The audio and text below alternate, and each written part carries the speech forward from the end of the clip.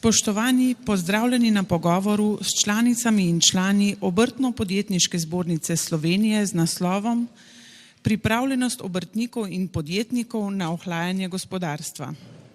Pogovor poteka na pobudo predsednika Republike Slovenije Boruta Pahorja in ga v predsedniški palači gostimo že drugo leto. Hvala za današnji sprejem. S tem dajete poseben pečat malemu obrtništvu in podjetništvu. V Sloveniji je 117 tisoč malih gospodarskih subjektov in zaposlujemo preko 350 tisoč oseb. Zato si zaslužimo posebno tretma, da ne rečem posebno pozornost vse strani politike, da nas poslušajo in seveda tudi slišijo. Prihajam iz Zasavja. Naša obrtna zbornica Zagorje ob Savi, naši člani zaposlujemo toliko ljudi, koliko najboljša firma v Zasavju. Združila sem podjetništvo in seveda družino. Kar se tiče trgovin, ne moreš ti Hofru, Lidlu, Šparu konkurirati, vendar pri njih ste številka.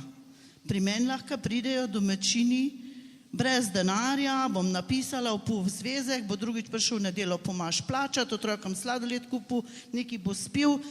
Poleg tega, da imamo pa blagovno menjavo, to, kar je lokalno domače, ko mi prinesejo domačini, ne kmetje, status kmeta ni toliko pomemben, njihovo blago, domačo solato, domač krompir, špeh ali kaj takega, jaz menjam, da jim ne dam denarja, ampak morajo v trgovino vzeti olje ali pa cukor ali pa kaj takega in bomo preživeli.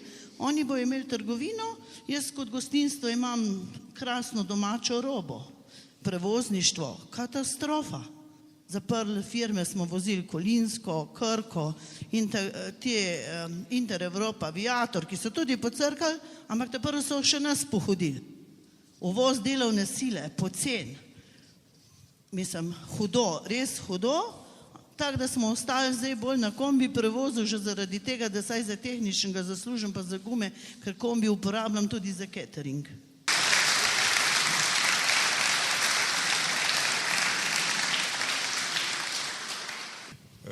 Jaz mislim, da gradbeništvo trenutno dela res za polno paro.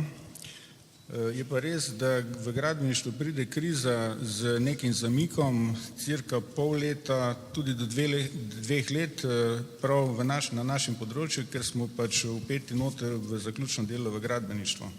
Gradbeništvo menim, da trenutno ni ravno dobro pripravljeno na novo krizo, ker je bila v času krize, so bile cene znižane do preko vseh nekih pravih mej, saj v tem času ni bilo mogoče niti obnavljati strojev, naprav, bilo je za golo preživetje. Ugotavljam, da v Sloveniji gradbeništvo naredi približno od 3 do 6 milijard na letnem nivoju, kar je zelo veliko osciliranje. Pri tem pa opažam, da smo v preteklem letu bili nekje na stopni BDP-ja, kar se tiče gradbeništva, nekje na 5,2, pa tudi cirka 6,6% prebivalcev je bilo zaposlenih, kar pomeni 67 tisoč približno. In je to približno toliko, kot je v Avstriji, ki je primerljiva, kjer imajo nekako stabilno gospodarstvo in tudi stabilno gradbeništvo. Pri tem pa ugotavljam, da je prebivalstvo nekako troši približno enako, mogoče za odstopanje 2-3%, gospodarstvo odstopa cirka 7%, medtem ko pa država pa niha pri tem 10 in več procentov. In mislim, da če bi država kot taka bolj smiselno umeščala večje projekte v življenje, mislim v realizacijo, bi lahko bila en močen stabilizator na področju gradbeništva. Prihajam iz Bele krajine, občina Črnomelj oziroma sedež firme imamo v Vinici, se pravi 1 kilometer do hrvaške meje, 5 kilometrov do najbolj južne točke v Sloveniji, se pravi dejansko na jugo. Vsi, ko pridejo k nam, Ljubljana ali pa v drugod, pravijo, joj, kako ste daleč. ampak ko grejo pa na dopust ali pa na vikend paket Dalmacije 300-400 km naprej, ni pa nič predaleč. Ne.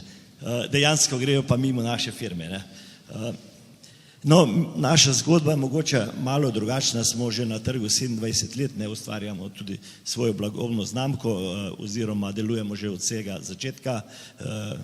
Kot je bilo omenjeno, program je zlasti vinogradništvo, oprema za vinarje, kletarje, se pravi inox. No, mi smo nekje, mogoče zakaj sem rekel zgodba drugačna, 2008. leta, ko je prišla ta kriza čez noč, mi dejansko beležimo celo najboljše leto, pa tudi 2009-2010 v naši karieri. Ne. Smo bili pa dejansko upozorjeni, da pa kriza prihaja in smo se zavedali, da bo ta kriza tudi se obdregnila ob nas. Seveda so tista leta bila tudi, tako je bilo omenjeno, tudi obdarjena z grozdjem in z vinom, tako da nam tudi to daje kazalce pozitivne. Smo pa začeli razmišljati, da mogoče preozko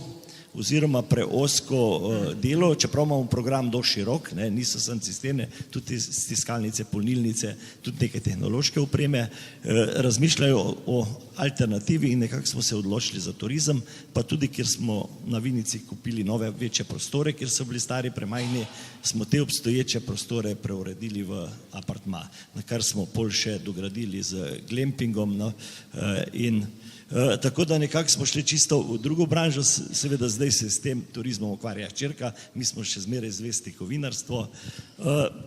Imamo pa tudi dost široki trg, ne, zlasti kakorkoli, mi še zmeraj največ prometa napravimo s Hrvaško, seveda tu imamo zlasti problem na Vinici, ker mejni prehod z naše strani ni odprt za kamionski prevoz, ne, kar nam dela dodatne logistične stroške, pa tudi težave, tudi konkurenčnost, če hočete. Kar se pa za sekcijo, za obrtno zbornico Slovenije, pa občino, pa sekcijo za promet borimo že kar nekaj let, da se bi to sprostilo, saj z hrvaške strani pa normalno polni kamioni oziroma šleparji prihajajo v Slovenijo. Trenutno štejemo za turizmu 24 zaposlenih je na naši firmi. Tudi v tej ekspanziji pa nismo povečevali, saj pri nas v Beli krajini ne glede, recimo sej Črnomelj, da beleži 11-12% nezaposlenost, ampak v resnici delovne sile ni. Ne. Ko si evro rodil leta 1999, je bilo razmerje 1,18 ameriškega dolarja za 1 evro. Če pogledamo danes tečajno listo, kje varira 1,12, 1,13, pa ne pozabiti, leta 2000, ko še ni bilo bankovcev, je bilo treba dati samo 0,84 dolarja za 1 evro. In če vi primerjate 0,84, pa takrat, ko je bilo treba dati 1,60, kakšna je razlika preko 50%? To se pravi, vedno je treba pogledati, če imam poslovnega partnerja iz drugega deviznega območja, kaj se dogaja s tečajem. Marsikdo pravi, pa ni treba v Evropo izvažati, ker je prevelika konkurenca. Izvažajo Južno Ameriko, izvažajo Azijo, ampak mi vemo, kaj se je v zadnjih 2 letih zgodilo. V Braziliji devalvacija 40%, v Rusiji preko 40%, v Turčiji in tako naprej. Turčija je naš konkurent v Evropski uniji. Tako da preprosto hočem reči, da ne glede na to, da kot podjetniki, vem, da ste polno zaposleni, nimate časa za finance. Jaz sem to večkrat ugotavljal v poslovni banki. Mnogo podjetnikov poznam. In ko sem se z njimi usedel, so mi priznali, toliko mi gre dobro ali pa toliko manj skrbi, da nimam časa se ukvarjati s tem poslovnim odnosom, dejansko, ki ga imam se z banko. Danes se je obseg poslovanja skrčil, v zadnje ob koncu leta je dosegel 39 milijard, imeli smo samo 36 milijard in obratno, kapital se je pa povečal v lastniški in sicer na 4,7. Iz tega zornega kota so banke danes bistveno bolj trdne. No, jaz bi se najprej zahvalil predsedniku Republike Slovenije, gospod Borutu Pahorju, za ta današnji sprejem, ker je izkazal tudi, da on vidi, da je slovensko malo gospodarstvo tiste steber slovenskega gospodarstva. Seveda danes na tej okrogli mizi je bilo podano, da je slovensko gospodarstvo dejansko se ukrepilo, in seveda, da je ta gospodarska rast tudi pripomogla k temu ukrepitvi slovenskega malega gospodarstva, seveda pa glede na to, da svetovni ekonomisti že napovedujejo ohlajanje gospodarstva, pričakujemo od vlade, od države, da bo nam sprejemala takšne zakonodaje, da bo nam tudi skozi to krizo, verjamem, da je ne bo ali pa če bo, da bomo lahko preživeli tako, kot smo že preživeli to krizo, katera je že za nami. Od vlade pričakujemo normalno zakonodajo, takšna, katera bo dovoljevala razvoj slovenskih podjetij in seveda tudi zaposlovanje in seveda umik nekaterih birokratskih ovir, kateri dušuje slovensko gospodarstvo. Do kolikšne mere se uresničujejo vaše zahteve iz forumov, ki jih imate vsako leto? Moram reči, da danes sem izpostavil, da že imamo kar 123 zahtev, od teh je bolj malo jih uslišano se strani vlade.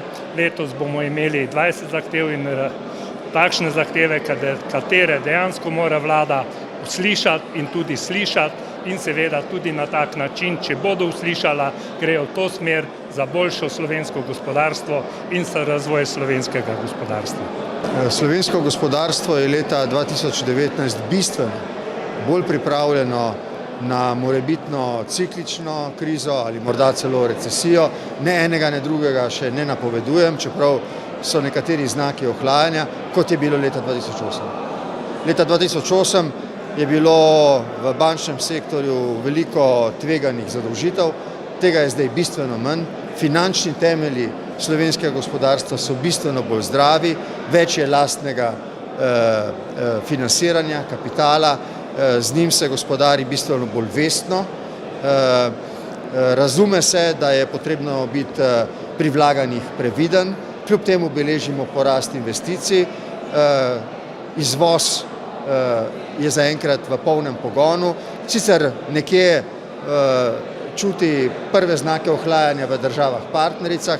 Tisto, kar slovensko državo zlasti skrbi, so javni dolgovi nekaterih naših najbolj pomembnih partneric, med njimi recimo Italije. So nekateri znaki ohlajanja, toda če bi do ohlajanja dejansko prišlo, je Slovenija veliko bolj pripravljena, kot je bila leta 2008, njeni finančni in gospodarski temelji so veliko bolj zdravi, kar pa ne pomeni, da država ne more upoštevati takega razvoja dogodkov in mora biti predvsem pozorna na opozorila fiskalnega sveta, ki svari vlado pri proračunskih načrtovanjih, da bi morebitno ohlajanje svetovnega gospodarstva, tudi slovenskega, in manjši dotok svežega denarja v državni proračun ob povečevanju izdatkov lahko ogrozil javnofinančno stabilnost, kar je pa zadnja stvar, ki bi si jo Slovenija kot država želela